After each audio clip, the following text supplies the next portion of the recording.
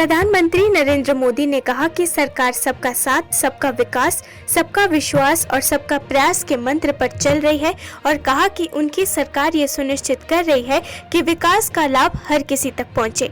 प्रधानमंत्री मोदी ने सोमवार को क्रिसमस के अवसर पर भारत के प्रधानमंत्री के आधिकारिक आवास 7 लोक कल्याण मार्ग नई दिल्ली में ईसाई समुदाय के साथ बातचीत की। उन्होंने क्रिसमस समारोह को चिन्हित करने वाले कार्यक्रम को भी संबोधित किया।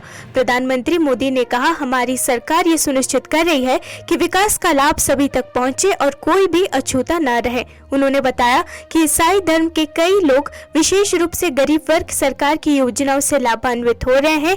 राष्ट्र ईसाई समुदाय के योगदान को गर्व से स्वीकार करता है। महामना पंडित मदन मोहन मालवीय की 162वीं जयंती के अवसर पर प्रधानमंत्री श्री नरेंद्र मोदी ने सोमवार को नई दिल्ली के विज्ञान भवन में एक कार्यक्रम में collected works of Pandit Madan Mohan Malviya की 11 खंडों की पहली श्रृंखला का विमोचन किया। प्रधानमंत्री ने युवा पीढ़ी और अनुसंधान विद्वानों के लिए पंडित मदन मोहन मालवीय के एकत्रित कार्यों के महत्व पर जोर दिया। उन्होंने कहा कि संकलित कृतियां BHU से संबंधित मुद्दों, कांग्रेस नेतृत्व के साथ महामना के संवाद और ब्रिटिश नेतृत्व के प्रति उनके दृष्टिकोण पर प्रकाश डालेंगी। प्रधानमंत्री मोदी ने कहा कि महामना की डायरी से संबंधित पुस्तक देश के लोगों को समाज, राष्ट्र और अध्यात्म के आयामों में मार्गदर्शन कर सकती है। प्रधानमंत्री ने एकत्रित कार्य के पीछे टीम की कड़ी मेहनत को स्वीकार किया और सूचना एवं प्रसारण मंत्रालय, महामना मालवीय मिशन और श्री राम बहादुर राय को बधाई दी। उन्होंने कहा, महामना को भारत रत्न से सम्मानित करना हमारी सरकार का विशेषाधिकार है। भारतीय रेलवे एक अनूठी पुश पुल टेक्निक के साथ एक नई train Amrit Bharat train launch करने के लिए पूरी तरह तैयार है। इस टेक्निक से ट्रेन की गति के साथ साथ यात्रियों की सुविधा में बढ़ने की उम्मीद है। रेलवे की यह नई पेशकश वंदे भारत एक्सप्रेस के सफल लॉन्च के बाद आई है, जो पूरे देश में शानदार ढंग से काम कर रही है और यात्रियों को समय पर यात्रा और आराम प्रदान कर रही है। केंद्रीय मंत्री अश्विनी वैष्णव ने कहा है कि प्रधानमंत्री नरेंद्र मोदी जल्द ही पुश पुल टेक्निक वाली नवनिर्मित अमृत भारत ट्रेन को हरी झंडी दिखाएंगे। रेल मंत्री ने आगे बताया कि वंदे भारत ट्रेन और आने वाली अमृत भारत ट्रेन में इस्तेमाल की जाने वाली टेक्निक मेड इन इंडिया है। उन्होंने कहा, दुनिया की 2 सबसे महत्वपूर्ण प्रौद्योगिकियां हैं, डिस्ट्रीब्यूटिव पावर जिसने वंदे भारत ट्रांजिट का निर्माण किया और पुश पुल टेक्निक जिसने अमृत भारत का निर्माण किया है। दोनों प्रौद्योगिकियां प्रधानमंत्री मोदी की मेक इन इंडिया पहल के तहत भारत में बनाई गई हैं। उप मुख्यमंत्री देवेंद्र फडणवीस ने सोमवार को कहा कि पूर्व प्रधानमंत्री अटल बिहारी वाजपेयी द्वारा शुरू किए गए राष्ट्र निर्माण के कार्य को प्रधानमंत्री नरेंद्र मोदी अंजाम तक पहुंचा रहे हैं। अटल संस्कृति गौरव पुरस्कार के वितरण में बोलते हुए फडणवीस ने पूर्व प्रधानमंत्री द्वारा की गई विभिन्न पहलों के बारे में भी बात की, जिससे देश को मदद मिली है। फडणवीस ने वाजपेयी द्वारा प्रधानमंत्री ग्राम सड़क योजना के साथ साथ स्वर्णिम चतुर्भुज परियोजना जैसी पहलों की चर्चा की।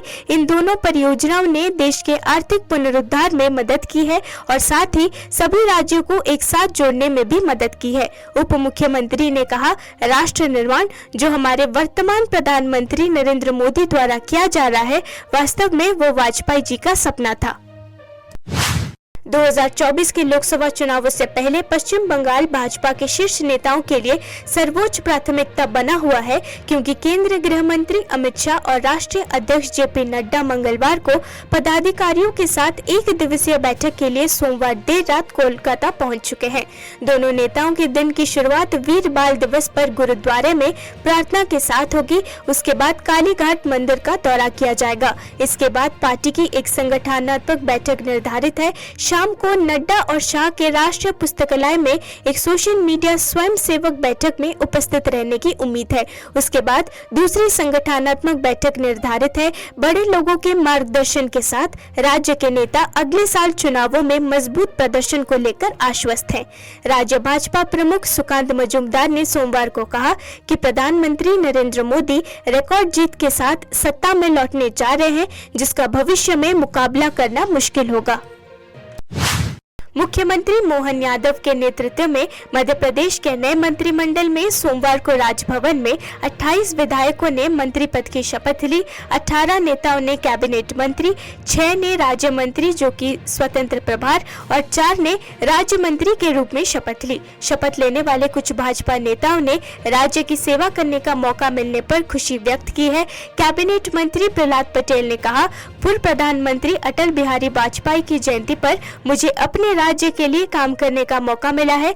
मैं इसके लिए केंद्र और राज्य नेतृत्व को धन्यवाद देना चाहता हूं। कैबिनेट मंत्री के रूप में चयन पर राकेश सिंह ने कहा, मध्य प्रदेश सरकार प्रधानमंत्री मोदी के विकास और जन कल्याण के विचार को आगे बढ़ाएगी। सीएम मोहन यादव के नेतृत्व में हम सभी मध्य प्रदेश को नई ऊंचाइयों पर ले जाएंगे। शिरोमणि अकाली दल के प्रमुख सुखबीर सिंह बादल ने पंजाब के मुख्यमंत्री भगवंत मान पर अपने सबसे तीखे हमले में दिल्ली में सिख समूह के साथ एक बैठक में कहा कि वो उन्हें सिख नहीं मानते क्योंकि वो सिखों का इतिहास नहीं जानते हैं। वो ये दिखाने के लिए पगड़ी पहनते हैं कि वो एक सिख है। जब हम उन्हें देखते हैं और उनके बयान सुनते हैं तो हमें दुख होता है। उन्होंने आगे कहा, देश में मुसलमानों की आबादी लगभग 18% है, लेकिन उनके पास कोई नेतृत्व नहीं है क्योंकि वो एकजुट नहीं है। हम 2% हैं, लेकिन हम श्री अकाल तख्त साहिब के तहत एकजुट हैं। बादल ने ये भी दावा किया कि पंजाब सरकार दिल्ली के मुख्यमंत्री और आम आदमी पार्टी के प्रमुख अरविंद केजरीवाल चला रहे हैं। अकाली नेता ने कहा, आम आदमी पार्टी पंजाब को लूट रहे हैं और अरविंद केजरीवाल पंजाब के मुख्यमंत्री है, भगवंत मान नहीं।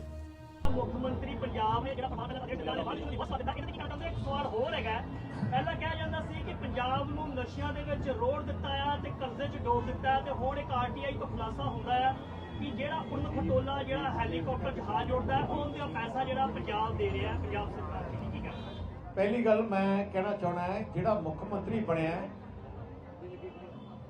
ਮੈਂ ਉਹਨੂੰ ਸਿੱਖ ਕਹਿੰਦਾ ਹੀ ਨਹੀਂ, ਉਹ ਸਿੱਖ ਹੈ। ਪਹਿਲਾ ਬੰਦਾ ਜਿਹਨੇ ਬਾਲ ਕੱਟੇ ਹੈ ਤੇ ਕੱਲਾ ਪੱਗ ਬਣਾਉਂਦਾ ਦਿਖਾਉਣ ਵਾਸਤੇ ਕਿ ਉਹ ਸਿੱਖ ਹੈ। ना उन्होंने सिख इतिहास बारे पता, ना मर्यादा बारे पता है। तो इस करके सानू बड़ा दुख होता है जो उन्होंने देखते हैं, उसके बयान सुनते हैं। हर रोज ऐसे बयान दिंदा है, ऐसियां उहदियां करतूतां है कि सानू दुख लगता कि वो पंजाब की अगवाई ऐसे माड़े बंदे इंसान को चली गई है। राजौरी मुठभेड़ में शहीद हुए सिपाही करण कुमार का अंतिम संस्कार सोमवार को उनके पैतृक स्थान उत्तर प्रदेश के कानपुर में किया गया। अंतिम संस्कार से पहले सुरक्षा बलों ने उन्हें पूरे सैन्य सम्मान के साथ अंतिम श्रद्धांजलि दी। उनके अंतिम दर्शन के लिए उनके आस पड़ोस के लोग बड़ी संख्या में पहुंचे। कुमार उन 4 बहादुरों में से थे जो 21 दिसंबर को पुंछ जिले के सुरनकोट में एक आतंकवादी ऑपरेशन के दौरान मारे गए थे।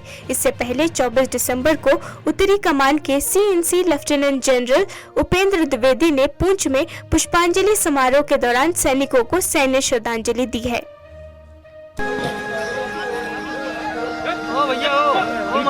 पीछे भाई, आप लोग पीछे हटे भैया, आप लोग पीछे हट जाओ यार, पीछे आओ, पीछे आओ भाई,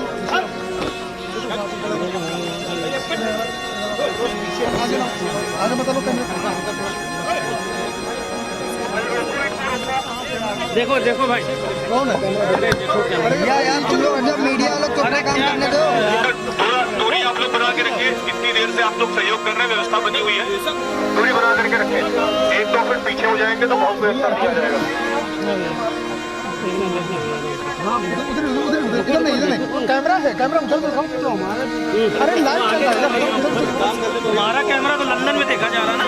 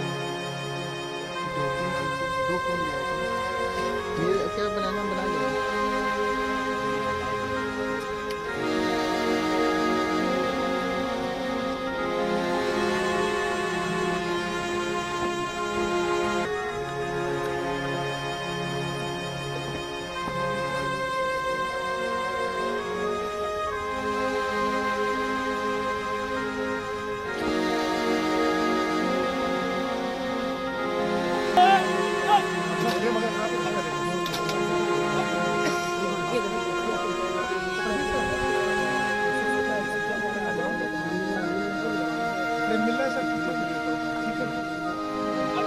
ठीक है लाइव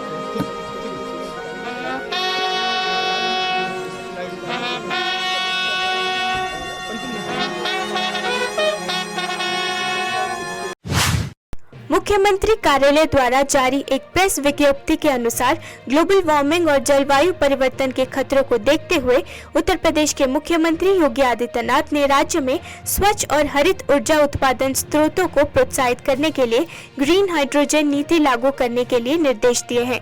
एक बैठक में मसौदा नीति की समीक्षा करते हुए उन्होंने कहा कि नीति को अंतिम रूप देने से पहले इस क्षेत्र में काम करने वाले हितधारकों से भी परामर्श किया जाना चाहिए ताकि निवेशकों और उपयोगकर्ताओं को इसका अधिकतम लाभ मिल सके। मुख्यमंत्री ने कहा कि स्वच्छ ऊर्जा स्रोत होने के कारण हरित हाइड्रोजन नेट जीरो के लक्ष्य को प्राप्त करने में मदद करता है और इसे प्रोत्साहित किया जाना चाहिए। ग्रीन हाइड्रोजन क्षेत्र में कार्य करने वाली फर्म को अधिक से अधिक प्रोत्साहित करने के भी निर्देश दिए गए हैं। राष्ट्रीय राजधानी क्षेत्र एनसीआर में दिल्ली और इसके पड़ोसी इलाकों में मंगलवार की सुबह ठंडी रही और घना कोहरा छाया रहा क्योंकि शीतलहर ने उत्तर भारत पर अपनी पकड़ मजबूत कर ली है।